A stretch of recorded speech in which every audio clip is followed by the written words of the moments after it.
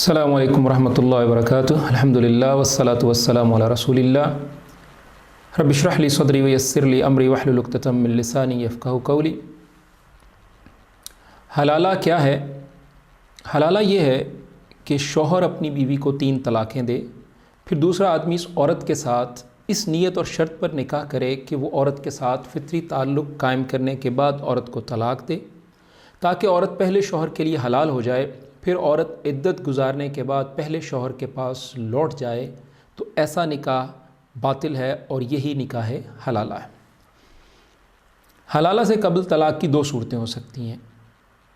पहली ये कि एक तलाक़ की बजाय बैक वक्त 3 तलाक़ें देने का गैर शरई तरीका इख्तियार किया जाए, फिर इन 3 तलाक़ों को एक की बजाय 3 शुमार किया जाए और फिर बीवी को दोबारा बसाने के लिए हलाला किया जाए। हलाले का ये अमल हराम है। तलाक़ की दूसरी सूरत यह है कि एक तलाक़ दी, फिर रुजू किया, दूसरी तलाक़ दी, फिर रुजू किया, तीसरी तलाक़ दी और फिर बीवी को दोबारा बसाने के लिए हलाला करना। इस सूरत में तलाक़ देने का तरीका दुरुस्त है, लेकिन ये हलाले का अमल हराम है। 3 तलाक़ के बाद हलाले की बजाय निकाह सही कैसे होता? एक आदमी अपनी बीवी को अलहदा 3 तलाक़ें देता है। मिसाल यानी पहली तलाक़ दी, कुछ मुद्दत यानी मसलन 15 दिन बाद सुलह हो गई, रुजू कर लिया, फिर इख्तलाफ हो गया, दूसरी तलाक़ दी और कुछ मुद्दत मसलन 21 दिन बाद सुलह हो गई, रुजू कर लिया, फिर तीसरी बार इख्तलाफ हो गया, उसके बाद तीसरी तलाक़ दे दी।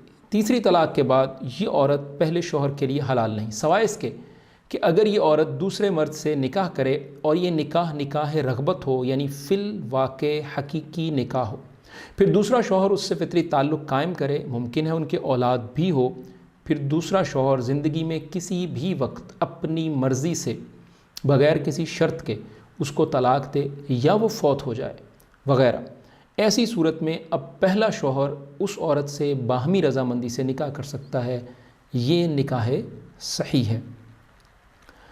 निकाह सहीह और निकाह हलाला में फ़र्क क्या है?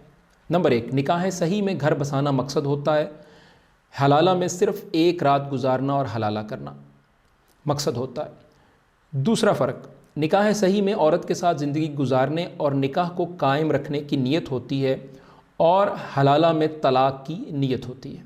नंबर 3, निकाह सही में औलाद हासिल करना मकसद होता है और हलाला में औलाद का हुसूल मकसद नहीं होता। नंबर 4, निकाह सही में अक्सर सारी ज़िंदगी तलाक़ नहीं होती, जबकि हलाला में निकाह से पहले ही तलाक़ देने का वादा, शर्त या नीयत होती है।